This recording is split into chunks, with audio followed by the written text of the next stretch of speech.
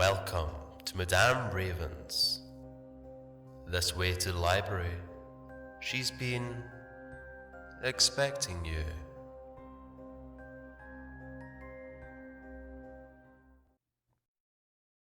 Help! I'm trapped in a city of all women. I met a goddess. By Zithero. Hey, I'm back. So I'm going to explain one of the, let's call it events, that strained Hilly and I. So just a heads up, this post contains instances of sexual abuse, so listeners beware. It had been a few weeks since that incident when Hilary said he was Lyria's father. I know I read about Lyria in the note that was blank when Lana showed it to me. Since then, I settled into a routine. In the morning, I made a simple breakfast, either scrambled eggs, sometimes an omelet, and a few times some pancakes and French toast. Each morning, Hilly was appreciative. She was home by 6 or 7, so I got a good rhythm of fixing dinner. I ruined one or two, so we ordered in from time to time, nothing too crazy. The afternoons were mine, so I kept that time for myself. One afternoon, however, I took it upon myself to give Lana a call at the number she gave me. I had no phone, so I just used the house phone to call the number. The phone rang out. "Good day, you've reached Lana Duvalt, head of the House of Hestia. Please leave your name, number, and if you are a member, your Artie's house number, and I'll get back to you as soon as possible. Be seeing you." I left a message saying, "Hey, Lana, it's Madison, Maddie. I tried to figure out how to say this. Listen, I kind of need to know what happened to Devon, the guy I was traveling with. Demetra said he died, but I don't know. I kind of need some closure, and I've been avoiding this for some time. Is there a gravesite or something I can visit? I know this isn't your kind of issue, Lana, but you're kind of the only link I have to Demetra or anyone else who can help me out." I heaved a sigh as I hung up. Thanks. It would be a rather dull day until I got a knock at the door. "Hey, Maddie, you home?" I could hear Alice shouting. I opened the door to see her standing there with an empty grocery satchel, which was a large canvas backpack. "Alice, you don't have a phone. Want to hit up the shops? We can get you a phone and you can keep me company," she beamed. "Okay," I smiled. I could use a distraction, I guess. Alice then grabbed me. "Great, let's go." And with that, I barely had my shoes on before Alice dragged me out with her. We were taking a break at the Starbucks as Alice helped me add her number and a few others into my new phone. Nothing crazy, just a little Android phone. I think an LG. "Gotta put Grace's number in there. Text her, okay? If Nemi is pregnant, then there will be a Heraday for them," she grinned. Heraday?" I asked. She nodded. "All of her friends get together and give her gifts for her and the baby." "A baby shower?" I asked. "I mean, we call it a Heraday, but if that's the same thing, then cool," Alice chuckled. A few Arties and Hesties were walking down the street carrying wreaths, ribbons, and banners. They seemed to be on the way to the palace. Decorations along the stairs and the columns leading up to it were being set up. One statue of a woman is getting a wreath placed on her head and around her neck. Alice blocked my view as I was inspecting the site. "Have you ever been to the palace?" I mean, the image of Dagmar's lifeless body slumped on the ground came to mind. "I've only been in the throne room once." I turned my attention back to her. "What's with the decorations?" "Well, it's the Thesmophoria's festival soon. They deck the whole city out, have a show." Alice looked to the palace. The wreaths were being added to the statue of Demeter. She smiled and motioned to the larger statue next to her. and her daughter Persephone. Isn't she the goddess of spring? I asked, noticing that there was a trident in her hand and a crown of thorns on her head. The statue looked rather ominous, the statue depicting Persephone clad in armor.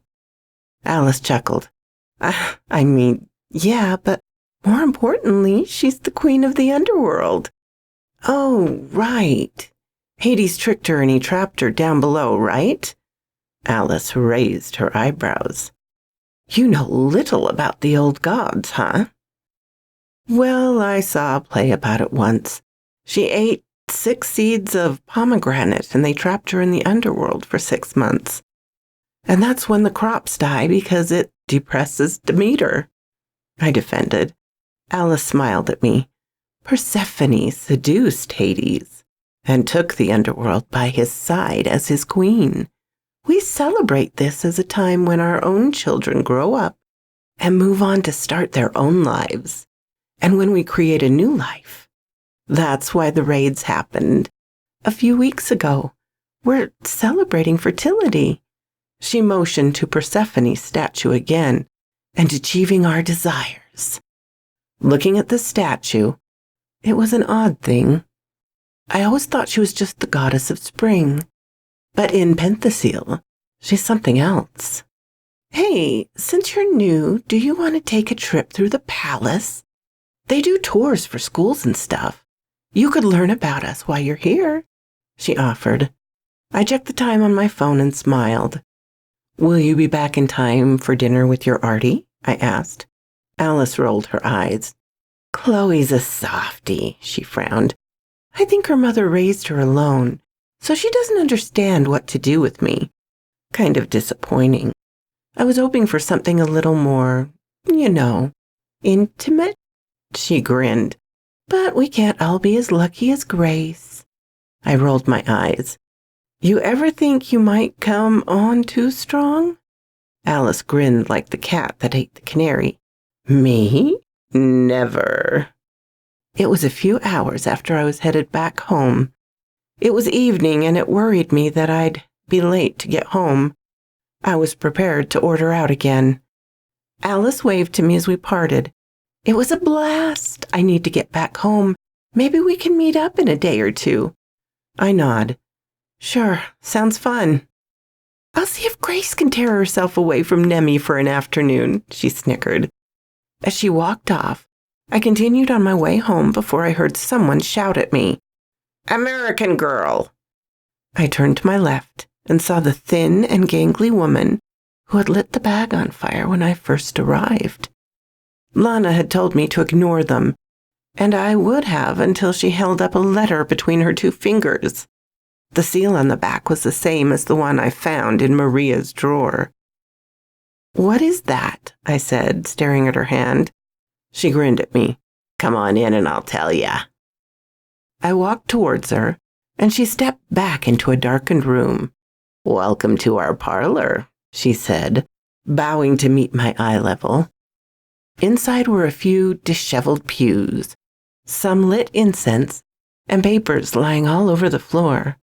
At the front of the room, on a small altar, sat a golden apple, and Greek letters scrawled across its face. Where did you get that letter? I asked, turning to her. She presented it to me. I opened the letter, only to see a single word on it. Eris. What does that mean? I asked her. She took the paper, grinning, closed it. My name is Eurybia. I'm the head priestess of this lovely church. She smiled as I approached the altar. What sort of church is this? You worshipping an apple? I said as I appraised the odd thing in front of me. Eurybia stood tall behind me, her thin hands touching my shoulders gently. It's not the apple, dear, but who created it. She leaned down and whispered into my ear. That apple started a war and killed the queen of Penthesilea. The blood of war and strife coats this apple. I backed away, or tried to. Eurybia blocked my path. I looked up at Eurybia, glaring at her. Get out of my way! You have a destiny similar. While you aren't a catalyst, you are the agent of great discord coming to us all, and for none of us. She grinned wider. And who told you that? Mother of discord and strife, tipper of fate, destroyer of order in the mundane. She shouted and pointed to a statue I had not noticed in the corner. The statue featured bright colors and patterns across its surface. It had bright blonde hair, ruby red lips, and they clad the woman in a dress, yet still had a metal bracers and a metal breastplate over it. Her hand was empty but outstretched as if offering something. A tiara followed along a widow's peak on her head. Eurybia took the apple from the altar and placed it in the statue's outstretched hand. I swear the statue began to smile at me. What goddess is that? Eris, goddess, destroyer, decimator of order and harmony. A familiar voice spoke behind me. I turned to see Captain Geru stand behind me. Captain, nice to see you again. She looked me up and down. I see you're the Hestia of Commander Regas. How nice for you. She glanced at Eurybia. Priestess, discourse surround you. And you, she grinned. How goes the days, Captain? Our queen continues to stir our people into a frenzy as always. This festival is no exception. She's requested a U.S. performer to come to us. The Senate is in an uproar. She turned to me. Seems these Americans always bring about our goddess's work. What chaos did I bring? I frowned. Captain Geru smiled, and it was an unnerving smile. You made my private abandon her post, which led to her suffering overtime. Her Hestie fretted for her at home, and her barging into the house of Hestie brought about its own set of discord and chaos. Not to mention that she and the head of the house of Hestia were once in a very intimate Hestie-Artie relationship. Eurybia clapped her hands, giddy with excitement. Oh, you're just a treat. Listen, I didn't even plan to be here. I trailed off, as this seemed to please both of them even more. Her work is always beautiful, is it not? Eurybia smiled as she turned to the statue. We worship here no other goddess, you see. They all follow the laws and edicts of their goddess's order, but none give them praise. We, the ever-loyal Discordian, we always give praise to our goddess, and she holds no law or plan. Her law is lawless, her plan unplanned. She trails off. Her wisdom unwise, and yet wise again. Oh, great Eris. The sleeping woman in the pew sat up. All hail Eris! All hail Discordia! A few other voices repeated this phrase within the small room. I could only grimace at it. This cult seemed far too deep for me. I should get going, I explained. Yes, you should, Eurybia smiled. I've kept you too long. Off you go. May chaos surround you, but never drag you into its wake. I ran out of there as fast as I could, understanding now why Lana warned me not to go inside. I thought I was lucky that night. Hilly was late for dinner. That worked out fine at first because I was so late getting home. If she'd arrived on time, I'd never have gotten things ready. However, after I finished, she still wasn't home. I didn't wait up for her too long. I made a plate for her, placed in the microwave with some plastic wrap on it, finished my own, and cleaned up the kitchen. As annoying as it was to make a dinner for 2 people and have her not show or even tell me she wasn't showing, I had to remind myself that I wasn't in a relationship, despite having all the qualities of one. We were more like roommates. Still, I would have liked a word with Hilly when she got in. I was reading in the living room when there was a knock at the door around 12. I frowned, walking to the door. Late-night visitors were never a good thing. "Who's there?" A pair of women's voices chuckled. "We're the drunky delivery service." "I have a pickled commander," the other voice shouted. "Is this the right house?" one of them snickered. "The last one wasn't."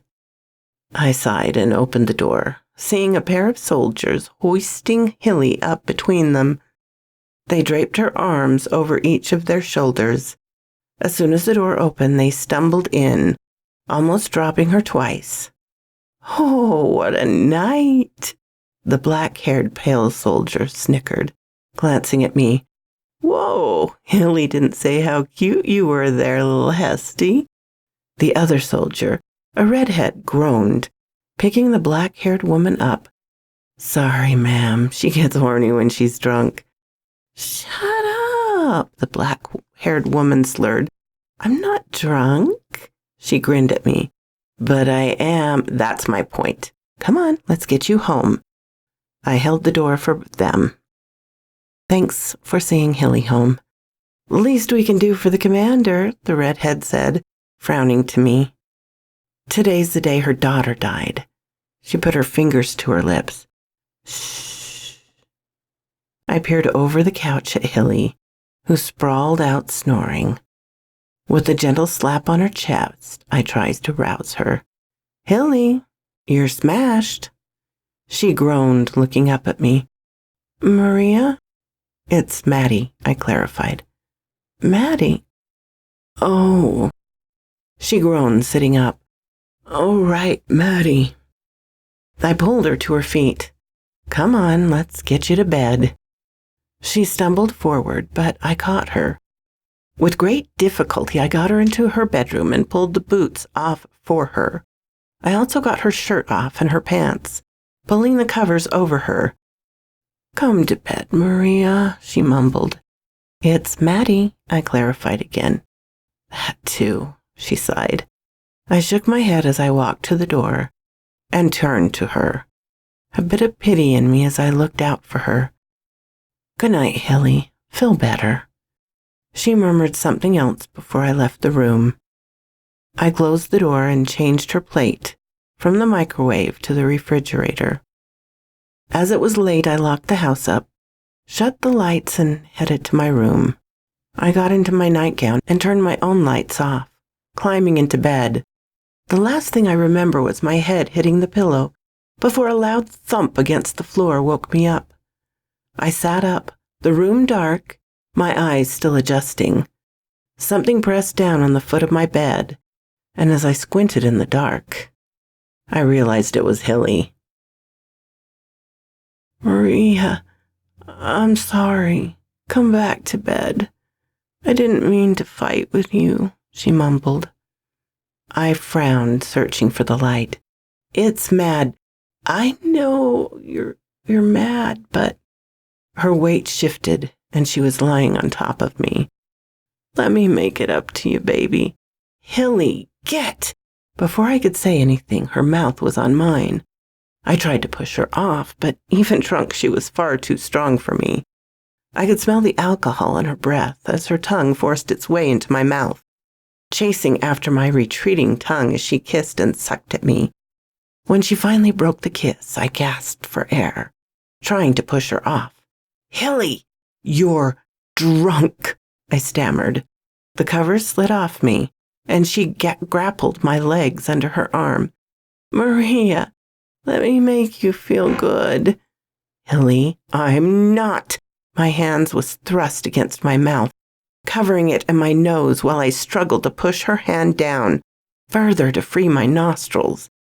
I screamed against her hand as she ground her naked hips against my own. "I love you, Maria," she slurred while grinding her sex against mine.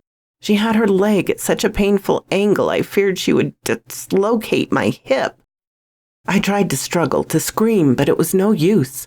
Her hand felt like steel, and it took all my strength to move her finger away from my nose. In a panic, I beat against her shoulders, finding no purchase. Her grinding grew faster, and she seemed to enjoy herself. "Yes, baby," she groaned. I struggle as I might, I couldn't get out from under her. That's when I realized I could still move my jaw. I got as much of the skin of her palm in my mouth as possible and bit down hard. Hilly screamed and tumbled off the bed. I finally flipped on the light, my heart racing, as I pulled the covers over myself. Hilly rubbed her head and looked around in a daze.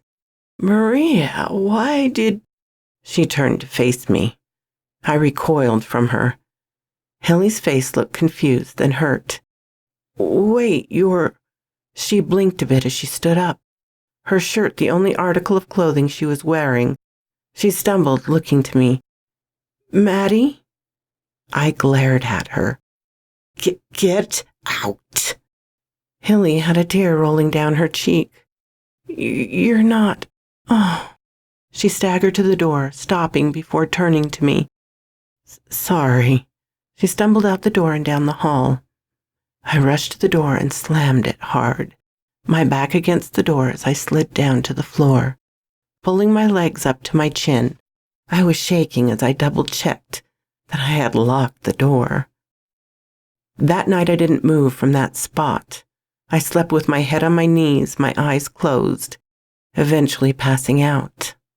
I looked up to see a thin blonde woman sitting on my bed. She seemed small and frail. I shot to my feet in an instant. "Who are you?" I screamed. A golden apple slipped from her hand and rolled to my feet. When I glanced up, I saw a woman with sunken eyes who looked emaciated, gray eyes and thin blonde hair over her head. "Crumbs," she whispered. I pressed myself against the door, trying to get away from her somehow. "I've only had crumbs." She bent down, bony fingers grasping the apple. "But you're... She paused, thin lips turned to a weak smile. "Muffin." Muffin?" I said, confused. She grinned. "Yes, it's muffin time, you see." She walked towards me, her thin, cold hand on my shoulder. "You are to be a wonderful agent of mine." I recalled the apple. "You're that heiress woman." "Goddess," she hissed. "Okay." I stepped away from her. "Okay, goddess." "Yes," she affirmed. "So few in my order, so few praises, but soon there lies grand discourse on the horizon." She smiled at me. "Of which you will be an interesting agent." She pointed to the mirror. I stepped over to it, and reflecting in it was a version of me covered in blood, grinning. The reflection reached out and grabbed me by the shoulders, pulling me into the mirror. Below me was water. As I fell, I realized I was toppling down the waterfall. Passing by me was Devon. He turned to me. "Help, Madison." I tried to reach out to him, only for us to hit the water with a thud instead of a splash. My heart was racing as I woke up. Still hugging my legs against my chest in my room, a thud hit the door, and I realized someone was knocking. "Maddie?" Hilly said from the other side. I shuddered and pulled my legs tighter against myself. "Maddie, if I did something last night, I owe you an apology, okay? I woke up with a hangover and some cuts on my hand. To be honest, I'm not sure how I got home last night." As I thought back to the night before, it was clear she thought I wasn't me. Thinking back made me grimace. Still, what happened was fresh in my mind. I stood up and opened the door just a crack. Hilly looked contrite as she peered through the doorway. Did I hurt you? I didn't know how to respond, so I just said, yes. Before I could figure out what was going on, Hilly was on her knees looking up at me. I'm so sorry. Please forgive me. I'll bring home some take-in on the way home. I'm sorry. I never drank like that with someone else in the house. My stomach was doing backflips. I didn't know what to do. She was sorry, but was that enough? She had, last night, what was that? A cold voice in my head said the word. Rape. I shook my head. No, I whimpered. Not that. I did not get raped. I didn't live in a world of men only to get tossed into a world of women and wind up raped. Maddie, please, I'm sorry. I'll never drink like that again. She frowned. Please, Maddie, I didn't mean to hurt you. I don't even remember what happened last night. I opened the door and looked down at her. You hurt me, okay?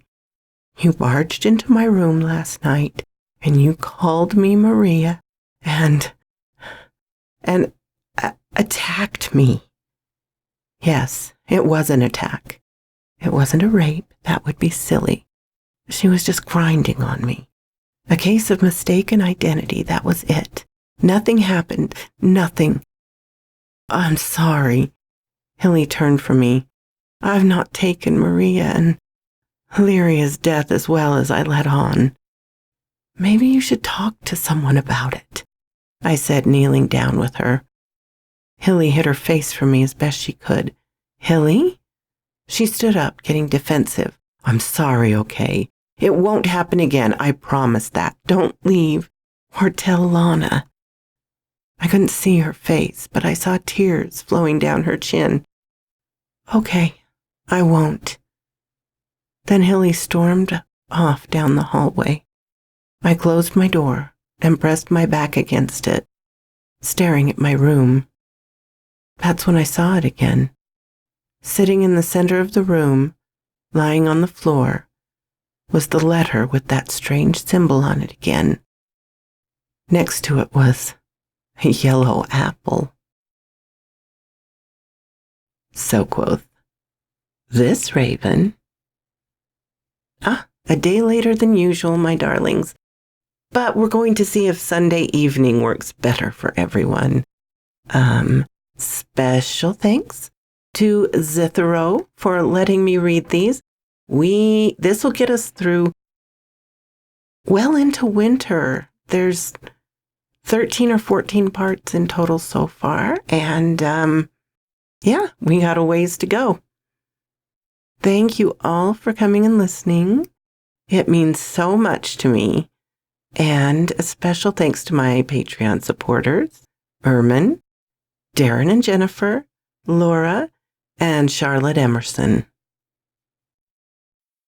If you like this, please hit the little button to let me know.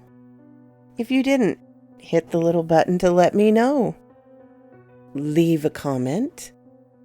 I'm always glad to talk with you, my darlings. I'm open to suggestions and criticisms, critiques. If you have not subscribed, please do so and ring the little bell so you know when to come up and see me. And I will talk to you next time, my darlings. Farewell.